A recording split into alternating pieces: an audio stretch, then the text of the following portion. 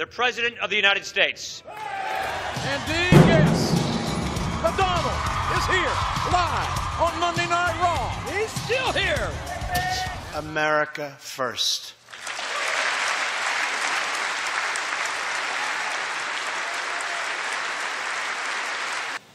As we rebuild America's strength and confidence at home, we are also restoring our strength and standing abroad. Around the world, we face rogue regimes, terrorist groups, and rivals like China and Russia that challenge our interests, our economy, and our values. In confronting these horrible dangers, we know that weakness is the surest path to conflict, and unmatched power is the surest means to our true and great defense. For this reason, I am asking Congress to end the dangerous defense sequester and fully fund our great military.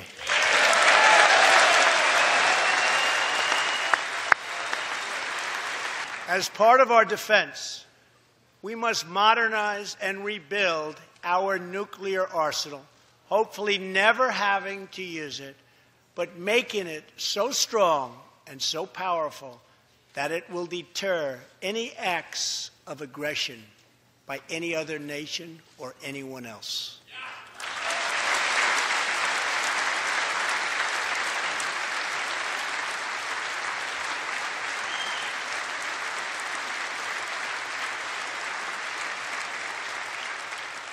Perhaps someday in the future there will be a magical moment when the countries of the world will get together to eliminate their nuclear weapons. Unfortunately, we are not there yet, sadly. Last year, I also pledged that we would work with our allies to extinguish ISIS from the face of the earth. 1 year later, I am proud to report that the coalition to defeat ISIS has liberated very close to 100% of the territory just recently held by these killers in Iraq and in Syria and in other locations as well. Last month, I also took an action endorsed unanimously by the U.S. Senate just months before. I recognized Jerusalem as the capital of Israel.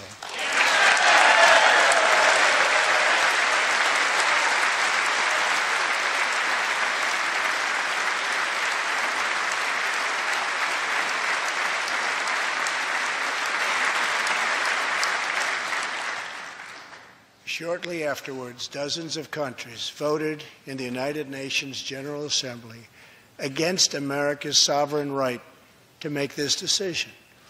In 2016, American taxpayers generously sent those same countries more than $20 billion in aid.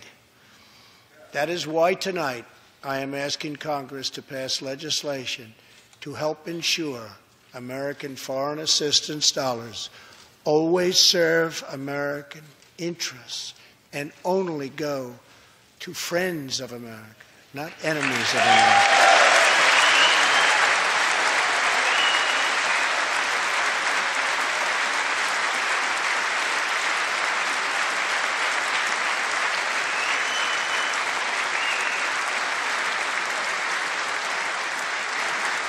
As we strengthen friendships all around the world, we are also restoring clarity about our adversaries.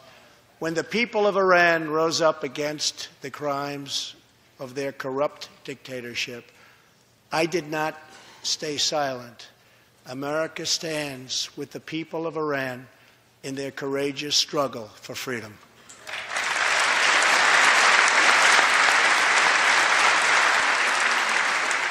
I am asking Congress to address the fundamental flaws in the terrible Iran nuclear deal. My administration has also imposed tough sanctions on the communist and socialist dictatorships in Cuba and Venezuela.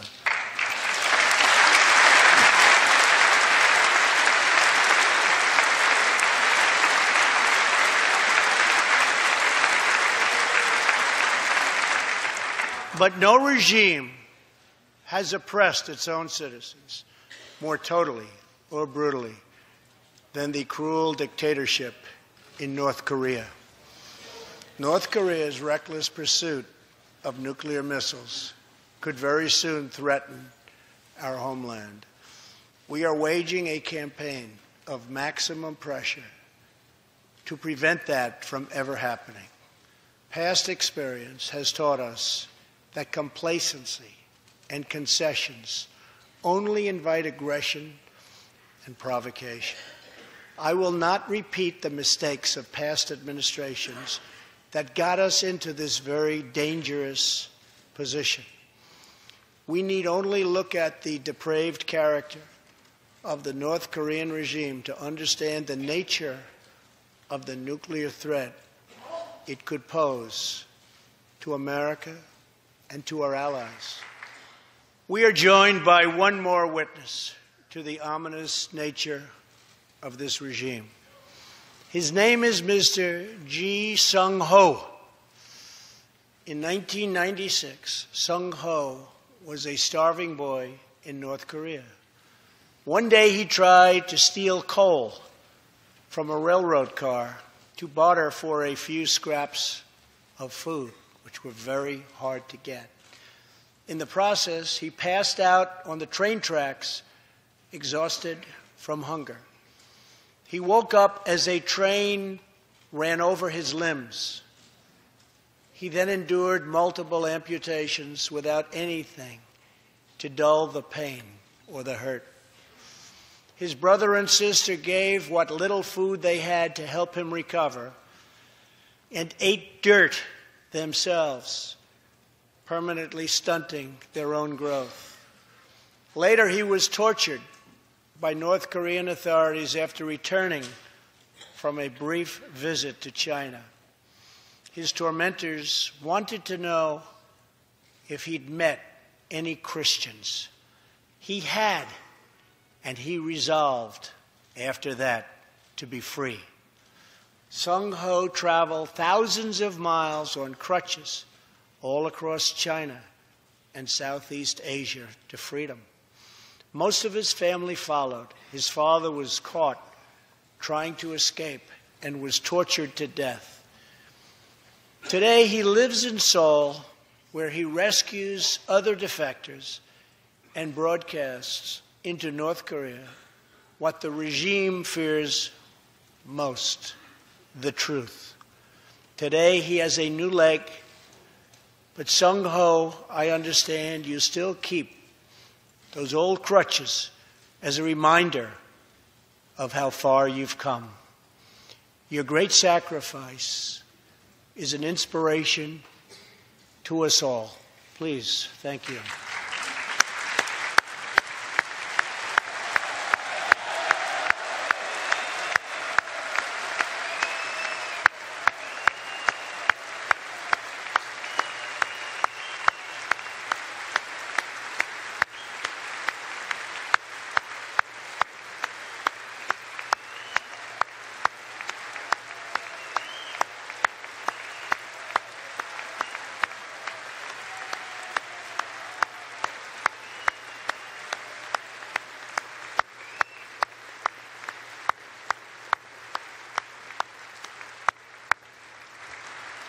Sung-ho's story is a testament to the yearning of every human soul to live in freedom.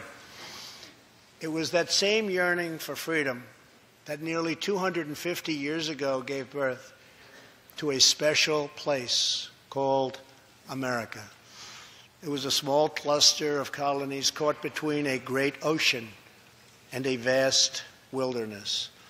It was home to an incredible people with a revolutionary idea that they could rule themselves, that they could chart their own destiny, and that together they could light up the entire world.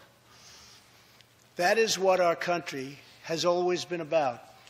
That is what Americans have always stood for, always strived for, and always done.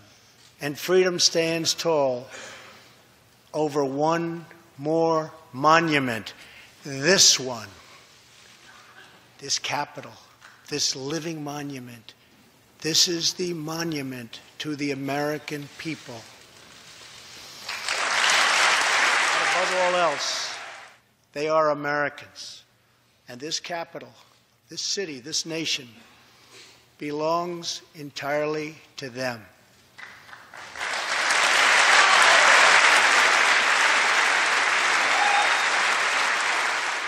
Our task is to respect them, to listen to them, to serve them, to protect them, and to always be worthy of them. People dreamed this country. The people built this country. And it's the people who are making America great again.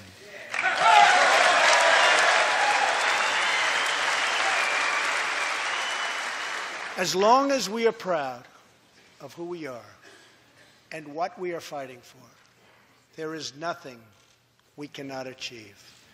As long as we have confidence in our values, faith in our citizens, and trust in our God, we will never fail.